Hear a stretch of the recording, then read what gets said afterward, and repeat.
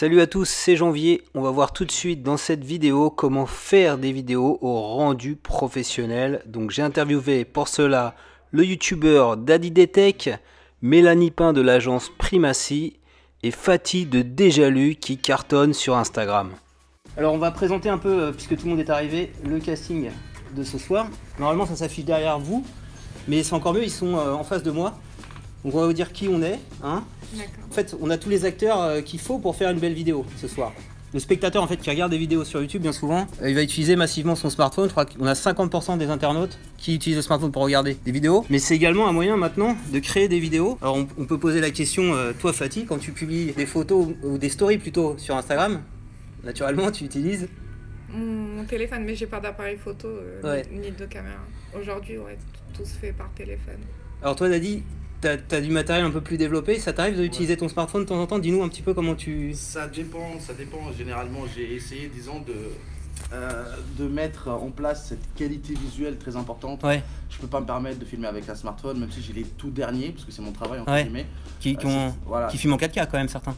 Tous filment en 4K, voilà, tous filment en 4K. Mais toi tu veux le plus haut niveau. C'est ça. Donc Daddy c'est youtubeur professionnel, donc... Voilà, j'essaie de respecter, parce que moi j'ai fait, ça on y reviendra tout à l'heure, mais pour moi le YouTube c'est un métier. J'ai pas fait ça pour me dire voilà, j'ai rien d'autre à faire. Non, j'ai vraiment commencé ça en tant que pro, du début à la fin. Je l'assume complètement, voilà, j'ai aucune honte à le dire.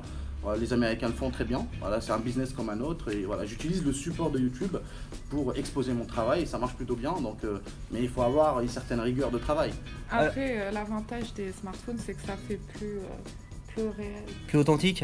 Oui, tout dépend, en termes de rendu. Tout dépend de ce qu'on a envie de faire. Ouais. C'est exactement ça, mais généralement quand une marque te paye, tu es obligé au moins d'avoir un strict minimum de retour parce que les marques généralement réutilisent tes images pour les réseaux sociaux, surtout si tu fais de belles vidéos, ils vont les récupérer. Donc c'est un petit atout en plus, mais je pense que c'est le sujet d'après. Je sais pas si tout à fait. L'ordre, j'ai pas envie de tout débuter directement. En fait, là où je voulais vous amener avec est-ce qu'un mobile seul suffit, en fait non. Mais qu'est-ce qui est essentiel? Voilà, on va sonder la salle pour faire une belle vidéo. Qu'est-ce qui est essentiel? Le son, ouais, ça c'est un bon argument, mais c'est pas le point de départ. Souvenez-vous de la présentation du casting. Tu dis? Le contenu, ouais, on y arrive. C'est quoi? T'as une belle métaphore. Alors on laisse la salle un petit peu trouver. L'écriture, voilà, le scénario, c'est l'histoire. C'est essentiel. Hein. Dans tout ce qu'on fait ici, on a tous pensé à un moment donné, avant de publier la vidéo, à une histoire, à un brief. Si je pense par exemple à Mélanie qui fait des vidéos professionnelles, si t'as pas un brief de départ pour faire tes vidéos, c'est peut-être un peu compliqué. Tu peux nous en dire un mot? C'est juste capital de savoir où on va, au moins de poser un petit peu les bases de la vidéo, parce que si on peut pas tourner comme ça dans le vide, donc il y a plusieurs étapes pour ça. Donc moi c'est vrai que d'un côté professionnel, c'est vrai qu'on passe toujours par une étape qui est celle du cahier des charges. Alors la cahier des charges c'est toujours une partie qui est pas très ludique en général, parce qu'on voit ça fastidieux comme un gros pavé à remplir. Mais ça vous permettra de vous poser vraiment les bonnes questions au départ, au moment de se lancer, pour vraiment essayer de cadrer un peu votre projet et de mieux prévoir et anticiper les moyens qui seront nécessaires pour après la réaliser derrière. Donc effectivement, voilà, ça c'est pour moi la base. Et peut-être, Daddy, toi quand tu fais tes vidéos tech... Ça dépend, il y a un temps, oui, j'écrivais, ouais. T'écrivais, ouais. Pas forcément tout le texte, mais au moins des points de ligne pour savoir où on s'y retrouve, mais maintenant c'est fini. Ah bon? C'est devenu trop... c'est en même temps un peu redondant. Hein. C'est normal. C'est comme si... c'est un peu dans ta tête, c'est comme si tu réalisais le même court-métrage, mais avec d'autres acteurs. En fait, c'est tout. Robot. Voilà, tu deviens un peu un robot, exactement ça. Hein. Après, quand j'ai autre chose à faire, généralement, je suis obligé de passer par la case écriture, parce que c'est pas un sujet que je maîtrise à la perfection. C'est ce que tu disais sur ta chaîne, tu fais plus des tests de smartphone uniquement et tu essaies de diversifier, de t'ouvrir. C'est exactement ça. Et même peut-être arrêter le mobile même. Voilà, ça me sature un peu, ouais. Donc c'est du neuf, là il faut prendre le réflexe de l'écriture. C'est exactement ça. C'est bien, on fera le voir. On est d'accord. Et toi Fatih, quand tu publies tes photos scénarisées? En fait c'est marrant que tu dises ça, parce qu'on ne fait pas beaucoup de vidéos, sauf parfois des lives, des tirages au sort de concours. Mais quand ce sont des photos, il y a toujours une idée derrière. Et ce que tu disais, où est-ce qu'on veut aller, ce qu'on veut représenter. Donc on l'écrit peut-être pas avec des mots, parfois avec des dessins. Mais le projet est là, il est pensé et ensuite la photo est faite. la photo, le visuel, peu importe. Donc on ne fait pas les choses de façon spontanée, c'est un petit peu réfléchi, travaillé. Très justement, Manu Langue de Geek a dit, ce qui est le plus important également, c'est le son. Là, on revient sur la partie technique. Et vous le voyez bien parce qu'on est en train de se passer le smartphone depuis tout à l'heure. Parce que c'est ce qui permet d'enregistrer le son du live YouTube.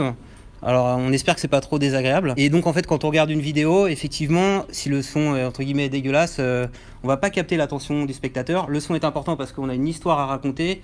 On doit maintenir l'attention du spectateur pendant toute la durée de la vidéo et donc c'est vraiment le prérequis. Alors quand on est une marque, on peut viser, vouloir la perfection rapidement. Donc on peut travailler avec un influenceur, on verra ça avec un youtubeur, je sais pas quel terme utiliser. Tu peux. Et on peut également travailler avec des spécialistes de la création de vidéos, donc avec notamment Mélanie. Et on aborde la question, si je fais tout moi-même avec mon smartphone, bah, ça va rien me coûter, ça va me coûter 0 €, même avec du matériel si c'est moi qui le fais. Mais je vais passer beaucoup de temps. C'est ça. Alors on peut sonder, toi Dadi, combien de temps tu prends pour faire une vidéo? Ah moi je suis très rapide maintenant. Encore. Ouais, hein, je te dis honnêtement, hier j'ai sorti 2 vidéos en une seule journée. Ouais, c'est quand même une journée pour filmer 2 vidéos. Ouais, ça dépend. Si tu pars... Voilà, le montage est long. Voilà, si on part du principe qu'on doit suivre une trame, 2 jours, 3 jours de vidéo. Quand tu as un gros client qui veut vraiment une grosse vidéo, ça peut partir jusqu'à 2 semaines de travail. Donc à ce moment-là, oui, ça prend tout son sens de déléguer à une agence de mode. Paradoxalement, nous on peut se retrouver à travailler 3 semaines sur une vidéo de 40 secondes, quoi. Donc c'est que la proportion de temps, en fait, si on regarde la durée finale d'une vidéo, pour moi c'est pas proportionnel au travail qui est à fournir à côté. Par exemple, concrètement, je poste une caméra là maintenant, je filme la conférence, je peux faire 1 heure de vidéo, ça m'a pris le temps de la filmer et de l'uploader sur YouTube en gros, quoi. Tout dépend après ce que l'on veut faire. Moi je voudrais juste revenir sur un point tout à l'heure, si vous me permettez. J'ai aussi tenté l'aventure, parce que je sais qu'il y en a qui ont regardé, j'ai tenté l'aventure moi sur YouTube, j'ai fait des petites vidéos humoristiques pendant 1 année.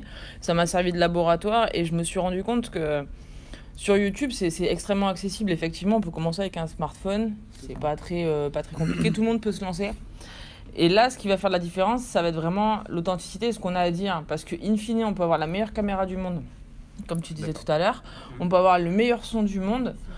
Si vous avez rien à dire, pas de narration, faites autre chose en fait. Parce que concrètement, c'est pas non plus, c'est pas parce que c'est accessible que c'est pour tout le monde. Ça, c'est la première chose que je veux pas décourager non plus, mais c'est aussi pour dire que voilà, c'est comme si tout le monde demain, on est dans un endroit qui prône l'écriture, c'est comme si tout le monde demain s'improvise auteur. Je suis désolée, tout le monde sait écrire, mais par contre, tout le monde ne sait pas écrire. Vous voyez ce que je veux dire aussi ? Voilà, c'est pas. Il faut quand même aussi après essayer de s'orienter vers ce pourquoi on est le plus ou moins. Je suis d'accord. Donc elle explique, Mélanie, dans le livre, et je l'ai remis là, en fait, c'est les prix moyens pratiqués. On parlait d'une journée, là on peut imaginer qu'il a fallu 3 jours pour produire la vidéo. Voilà. Alors, combien ça coûte ? C'est toujours la question qui revient systématiquement. Alors, il y a 2 possibilités. C'est comme quand vous allez voir quelqu'un qui... Combien ça coûte un site internet ? Ben, c'est pareil, ça dépend de ce que vous voulez. Donc, combien ça coûte un costume ? Ben, ça dépend du type de costume que vous voulez. Donc, c'est toujours pareil. Nous, on cherche la justesse. C'est-à-dire qu'on n'est pas une multinationale, on n'est pas 50 dans la boîte, on est une petite équipe. Nous, ce qu'on veut, c'est que ça soit du win-win. C'est-à-dire que nous, on doit gagner notre vie, c'est normal, sinon on ne peut pas continuer à produire nos vidéos. De notre côté, vous êtes là pour la gagner aussi. Enfin, je parle à ceux qui sont entrepreneurs, vous êtes là pour aussi gagner votre argent. Et même ceux qui sont salariés, etc., dans votre job, pour pérenniser votre job, si vous êtes amené à faire de la vidéo, vous devez rentrer de l'argent. Pour ça, on essaie de faire juste une bonne balance équitable. C'est-à-dire qu'il faut mettre d'un côté les objectifs, qu'est-ce qu'on veut faire, et on met en face les moyens pour y parvenir. Je donne un exemple, c'est à peu près, à part pour frimer, ça sert à rien de rouler en Ferrari dans Paris, quoi, parce qu'on peut pas la faire accélérer en fait. Donc ça, c'est la première chose. En termes d'approche, nous, on est extrêmement transparent. C'est-à-dire qu'on a défini en fait un tarif qui est donc de 500 € hors taxe la journée de studio, quelles que soient les compétences. Donc en ce qui concerne les tarifs, c'est vrai que concrètement, une journée de tournage, une journée de montage, c'est souvent ce qui revient systématiquement, c'est la base pour une vidéo. Et donc après cette journée-là, quand on part de cette journée-là, c'est autour de ça qu'on va construire en fait. Donc on part du principe que ce jour-là, une journée de tournage, une journée de montage, vous avez donc un caméraman, un réal, et vous avez un monteur le lendemain. Mais si pour ce jour-là, vous avez besoin, parce que c'est comme ça, il vous faut des lumières, il vous faut un ingénieur du son sur place, il vous faut 4 caméras, parce que j'en sais rien, tout est possible, forcément, il faut doubler les postes. Daddy, je voulais parler avec toi alors d'influence. Je suis une marque. Ouais. Je veux bosser avec toi. T'as de l'argent? J'ai pas beaucoup d'argent. Ah bah. C'est la première question. Je rigole. Comment je fais concrètement alors peut-être j'ai des produits qui t'intéressent. C'est ça. Est-ce que c'est possible de bosser avec toi Ouais. sans te lâcher, je sais pas moi, 1000 €, 1500 €? Je fais pas monétiser toutes mes vidéos, enfin monétiser si, mais je parle faire payer les marques, même 90% non, même si je t'avais dit déjà avant quand tu étais en train d'écrire le livre, qu'à partir de 2019, je ferai comme les ricains, toutes les vidéos seront sponsorisées parce que c'est la seule façon pour nous d'acheter un appartement. L'État ne nous aide pas trop, en disant entre guillemets, mais pour revenir à mon sujet, oui, on peut le faire. Ouais. Ça dépend déjà de l'authenticité du produit.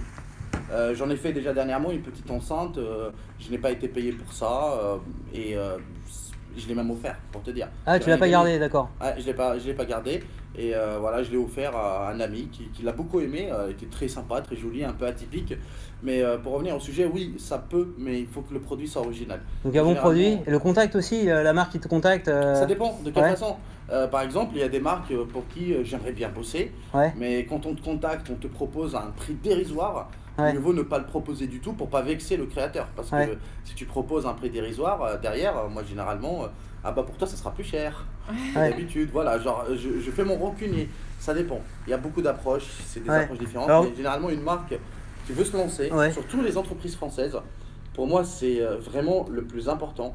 Quand c'est une marque asiatique qui me contacte, une marque française en même temps, je privilégie toujours la marque française, quitte à ne pas Ah la faire d'accord. payer. Ah c'est bien ça. Voilà, c'est très important pour moi parce que si tu fais vivre les startups d'ici, Ouais. ils te font vivre plus tard. Il y a pas mal de startups et je peux pas citer une sans citer l'autre. Ouais.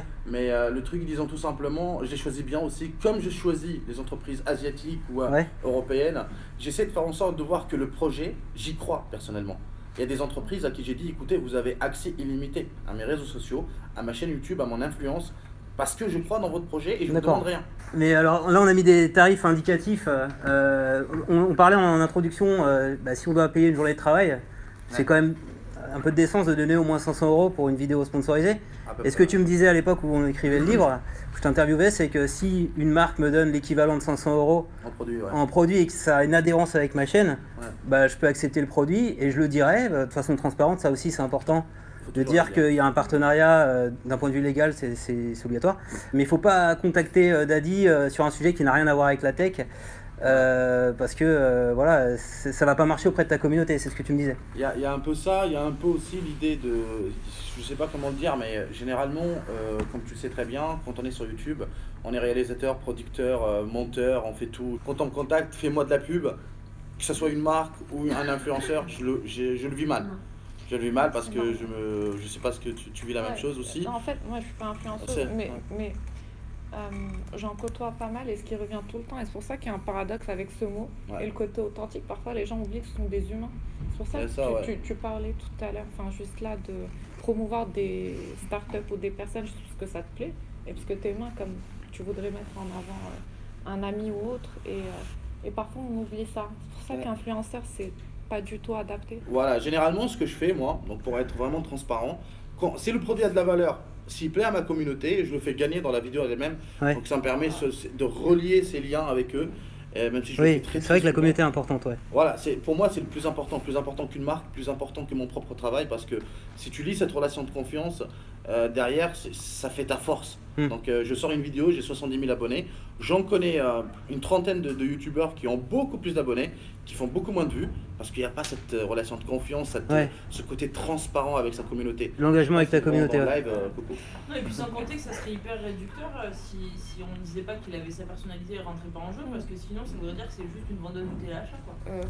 Donc faut pas faire la course aux abonnés, faut créer des vrais liens avec les personnes. Et c'est comme ça naturellement que C'est ça, créer que de tu venir crées l'engagement. aller voir leur contenu. et des abonnés. De vrais commentaires, Ouais. parce qu'on n'en peut plus. Le problème d'Instagram, c'est les robots. Donc tous les commentaires nice pic, juste un smiley, Ah on oui. sait que ce sont des robots qui viennent commenter, et ça c'est énervant. Donc à l'inverse, quand on va réellement commenter une photo, donner son avis sur la photo, juste parfois sympa, le pop. Ouais. Enfin montrer que ce sont des humains qui échangent malgré l'interface numérique.